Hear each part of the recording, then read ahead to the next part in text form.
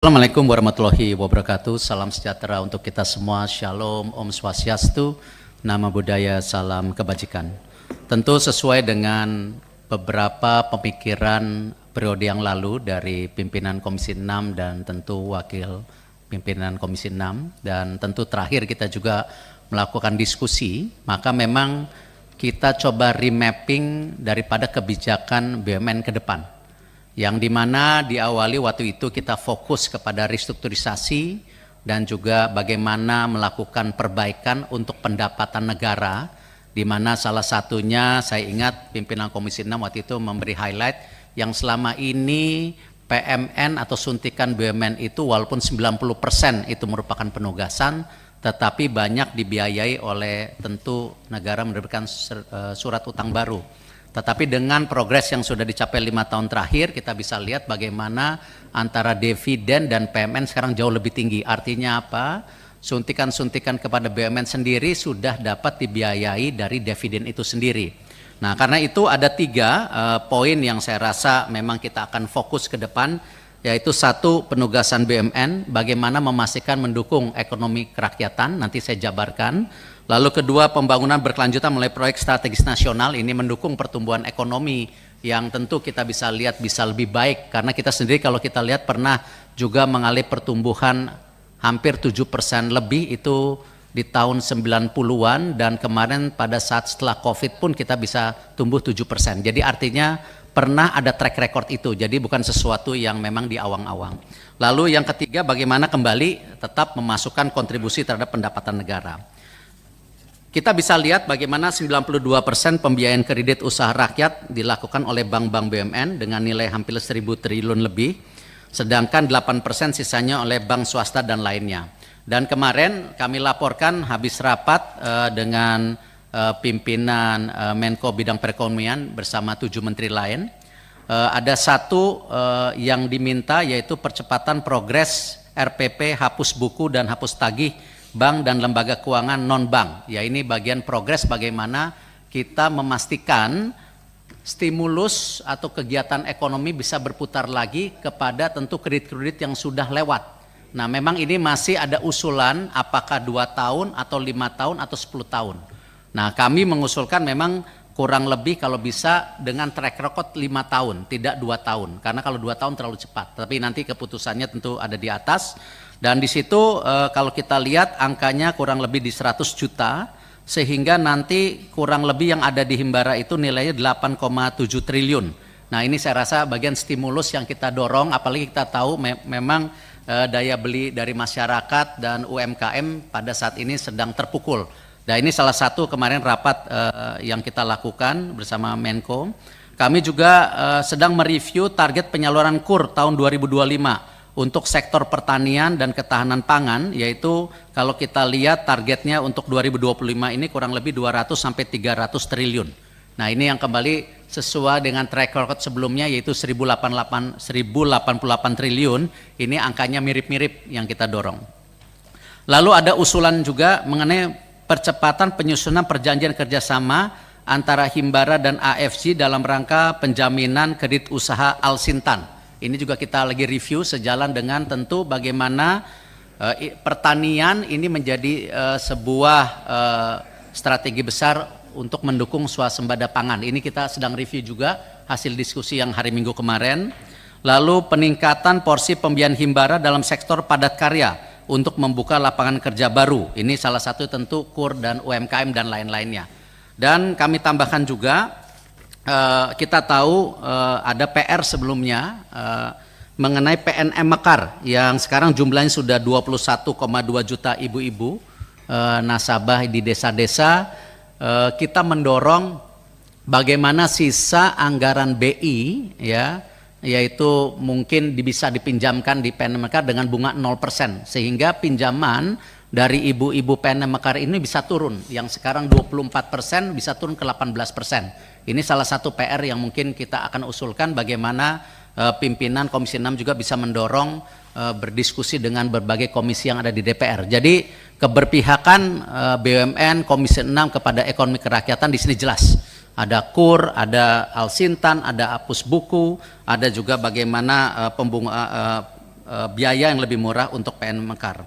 Dan tentu juga tadi sejalan dengan program Al-Sintan, sebenarnya kita sendiri sudah punya program besar yaitu Makmur, di mana kita coba menerobos yang namanya petani itu mendapatkan pupuk non subsidi, lalu juga ada asuransi gagal panennya, lalu ada pembiayaannya, dan yang terpenting itu bibitnya yang benar, dan tentu ada off-takernya. Nah, salah satu sukses story yang memang kita sudah sepakati sebelumnya itu di kopi. Kopi itu kita sudah membuka lahan sampai 12.000 hektar, di mana itu ada off-takernya antara BUMN dengan private sector, swasta. Nah, kalau kita lihat data-data kita sendiri, yang hari ini itu ada 368.000 hektar, yang terdiri tentu dari padi, sawit, tebu, jagung, kopi. Ini bagian mungkin program yang kita juga bisa selasarkan ke depan sebagai tolak ukur bagaimana swasembada pangan ini bisa berkelanjutan, tetapi dengan ekosistem yang sehat.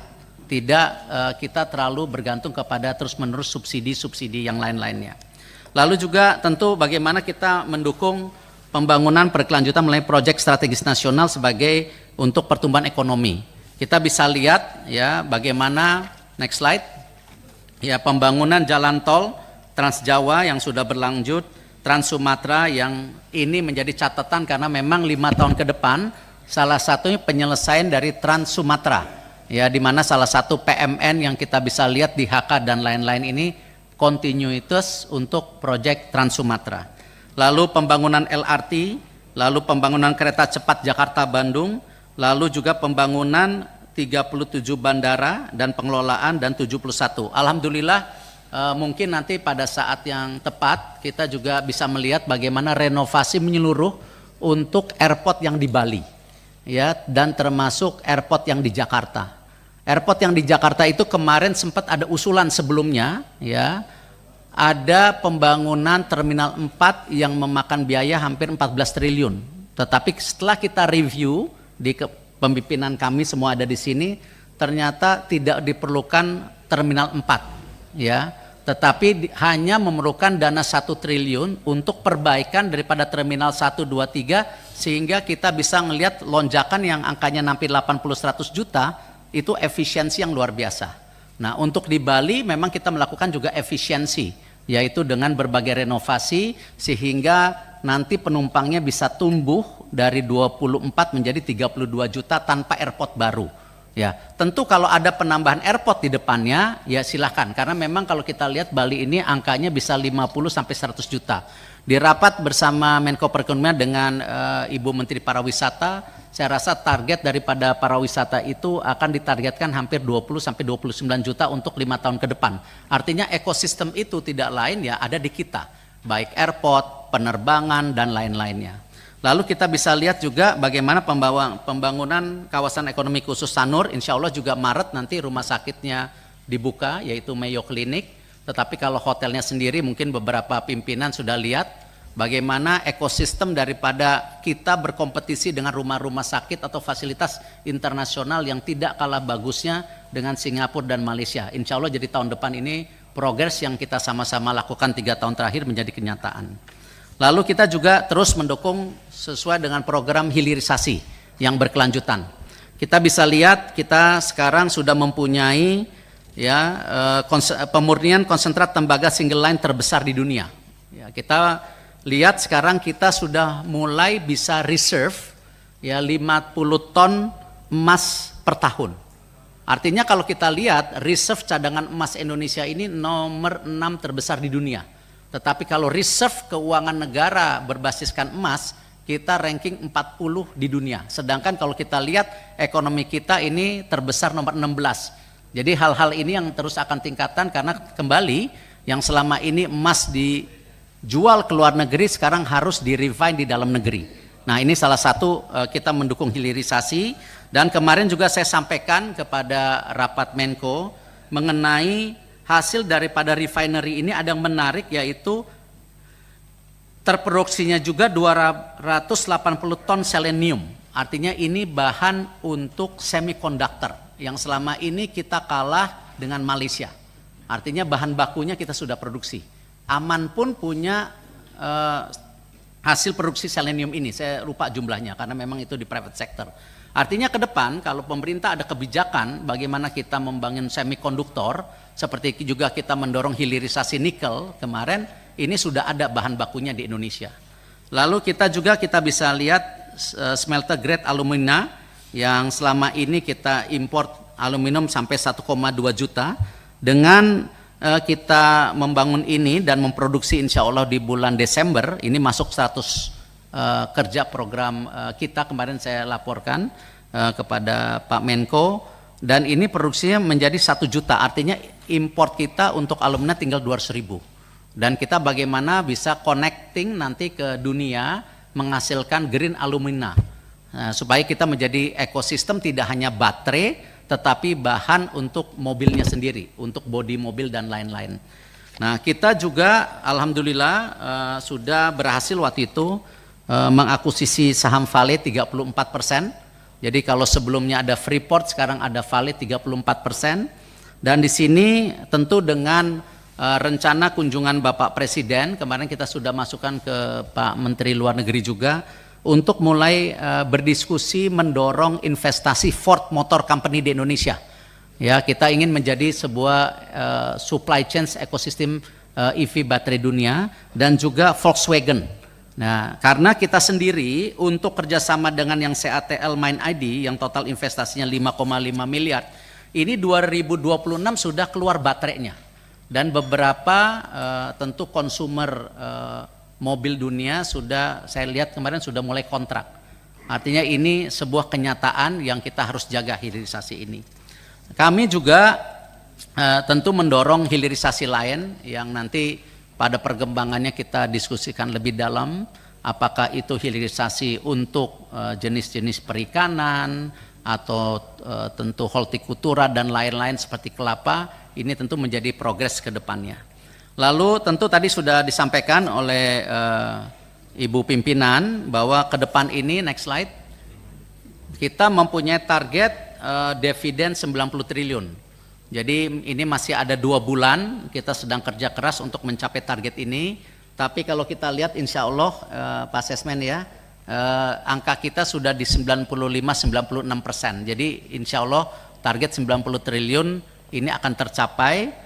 Dan kita sedang menyusun roadmap ke depan di tahun 2026, 27, 28, 29 bisa nggak tembus daripada target dividen BUMN ini mencapai 100 triliun. Dan tentu pendapatan negara dari PNBP dan pajak terus meningkat. Karena memang tadi salah satunya yang terbesar hilirisasi sudah banyak di dalam negeri. Lalu kita sampaikan juga, ini juga untuk menjawab pertemuan sebelumnya, berapa perusahaan BUMN yang masih dalam proses cash flow negatif atau rugi. Dari 47 BUMN, sekarang 40 BUMN itu sehat, 85%. Ada 7 yang memang kita harus benar-benar kerja keras untuk beberapa tahun ke depan. Salah satunya misalnya Krakatau Steel, sebenarnya sudah terjadi restrukturisasi tahun 2019. Ya, cuman kemarin ada kebakaran. Nah, ini tentu mengganggu daripada operasional secara menyeluruh. Nah, kita sedangkan mencari jalan apakah dengan kondisi yang hari ini, ya setelah kita bekerja sama dengan POSCO dengan menghasilkan Krakatau Steel EBITDA yang positif. Nah, yang kebakar ini apa perlu dikerjasamakan juga? Ini kita sedang coba mencari jalan.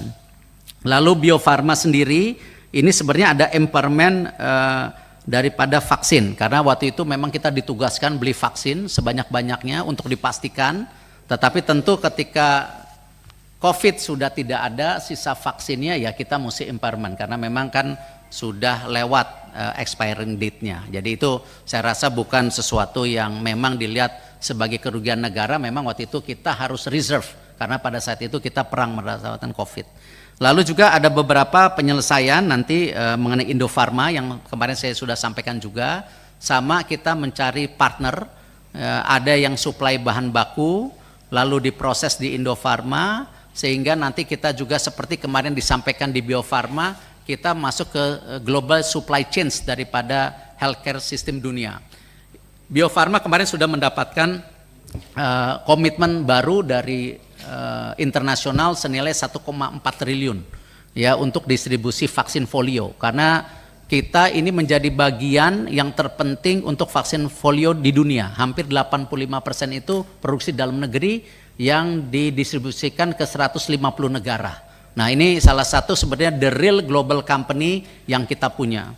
Dan di sini termasuk Indofarma kita coba perbaikin, terlepas dari ada isu-isunya, kita akan selesaikan juga dengan tentu kepegawaiannya, tetapi kita mesti scale up sedikit untuk supaya menjadi supply chain itu.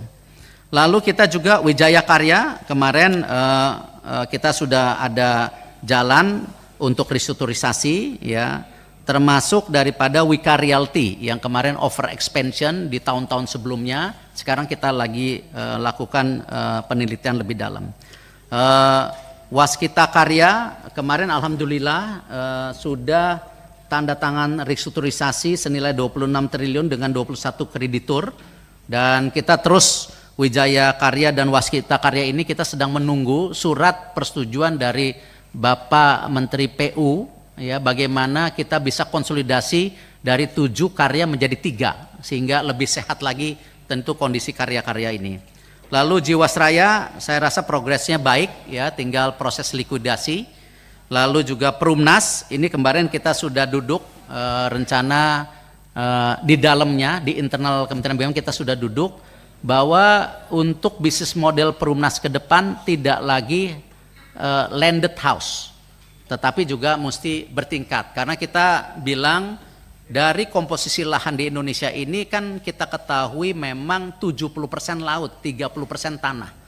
Dengan jumlah penduduk kita yang akan tembus 315 juta, ya tidak mungkin progres perumahan ini kita membangun terus yang landed house. Artinya tidak cukup tanahnya. Apalagi kita lihat kita sendiri akan membangun industrial ya, juga saat bersamaan juga perkebunan, perhutanan dan lain-lain.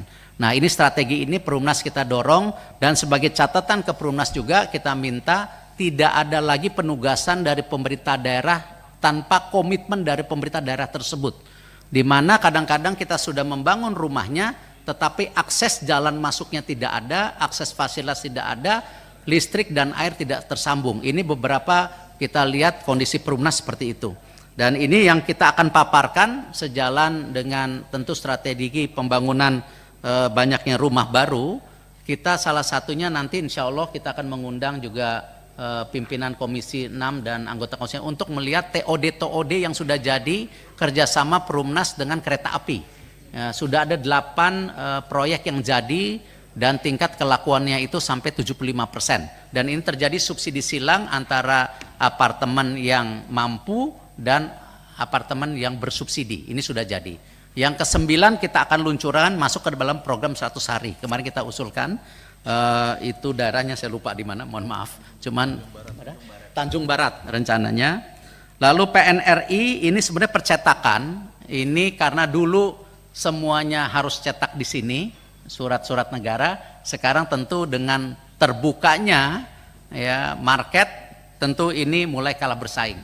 Ini yang salah satu nanti kita akan restrukturisasi seperti apa mengenai PNRI. Tentu sejalan dengan yang disampaikan, kita terus mengkonsolidasikan BUMN yang ada di kita. Diawali di tahun 2019 itu ada 24 BUMN, total BUMN sendiri ada 114. Ini yang kembali waktu itu saya tawarkan ke pimpinan Komisi 6 dan tentu wakil daripada rakyat anggota Komisi 6, bahwa banyaknya BUMN itu tidak mencerminkan kesehatan sebuah usaha. Bahkan kadang-kadang sinergisitas ini justru membunuh daripada pengusaha daerah dan private sector. Nah, tinggal bagaimana kita sinkronisasi di market yang terbuka ini, peran BUMN seperti apa. Dan sejalan dengan itu kita turunkan total klasternya dari 24 menjadi 12, lalu dari 114 BUMN menjadi 47, dan sekarang ke depan menjadi 11 klaster dan 30 BUMN. Kita bisa lihat sekarang yang kita coba klasterisasi, ini ada energi, Pertamina PLN, pangan PTPN Pupuk Indonesia dan Bulog. Kita sedang mengusulkan PTPN untuk merger dengan Perhutani, sehingga kita punya luas lahan 2,2 juta hektar, sehingga kita bisa memetakan kembali mana yang mendukung swasembada pangan. Ya, kita tahu kita mau swasembada gula, tetapi lahannya tidak cukup. Nah, ini yang kita harus remapping. Apalagi beberapa industri ya memang sudah mulai kalah bersaing. Nah, ini yang kita coba lakukan untuk progres-progres seperti itu. Kesehatan itu Bio Farma tadi sudah kita sampaikan, ya di situ ada Kimia Farma, Indofarma. Kita sedang juga melobi apa mungkin ya rumah sakit yang sudah kita mergerkan itu sudah jadi satu dipindahkan ke bawah Indofarma, Bio Farma, supaya ini menjadi sebuah sistem healthcare antara apotek, produksi dan juga rumah sakit, sehingga kita memaksa seluruh rumah sakit kita menggunakan obat-obat dalam negeri, tidak import lagi. Nah, ini salah satunya. Cuman ini roadmap yang nanti kita terus dorong, berhasil atau tidaknya tentu konsekuensi dengan kita coba restrukturasi dan lain-lain. Lalu Minerba, Mine ID ini sudah konsolidasi, semua nikel, gold, copper, batu bara dan lain-lain. Dan kemarin sudah ada pembicaraan juga kalau memang ada keberpihakan bahwa batu bara kita akan jadikan DME ya untuk substitusi LPG ke depan gitu. Lalu kita juga mendorong tentu konsolidasi di infrastruktur. Tadi saya sampaikan kita sedang mendukung suratnya. Kalau ini terjadi nanti di infrastruktur ada Adikarya, HK, Perumnas dan PP saja. Jadi tidak sebanyak yang sebelumnya. Lalu juga keuangan tetap ada Bank Mandiri, BRR, BNI, BTN. Tadi penugasannya berat sekali. Ya, di sini ada macam-macam yang saya sudah sampaikan. Lalu juga asuransi dan dana pensiun AFG, kembali saya akan mendorong konsolidasi dana pensiun, dan tentu ini ada PR yang tertinggal kemarin mengenai program bersih-bersih dana pensiun. Ya, di mana kita bisa lihat banyak kasus korupsi di dana pensiun BUMN yang kita sekarang mulai akan bertemu dengan pihak Kejaksaan Agung, ini harus dikonsolidasikan. Lalu mengenai pertahanan Defense ID, pariwisata Injourney kita juga sedang bicara untuk Garuda dan Pelita dimasukkan di dalam ekosistem Injourney ya.